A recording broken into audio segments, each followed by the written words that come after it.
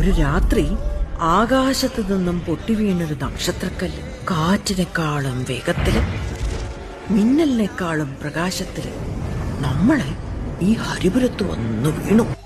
ഏതാണ്ട് രഹസ്യ കൂട്ടുകളൊക്കെ കൊണ്ട് രാജാവ് ആവശ്യപ്പെട്ട പ്രകാരം തെക്കുംപാടം കൊല്ലൻ എന്ന് പറയുന്ന ഒരാൾ ഒരു അത്ഭുത വിളക്കുണ്ടാക്കി.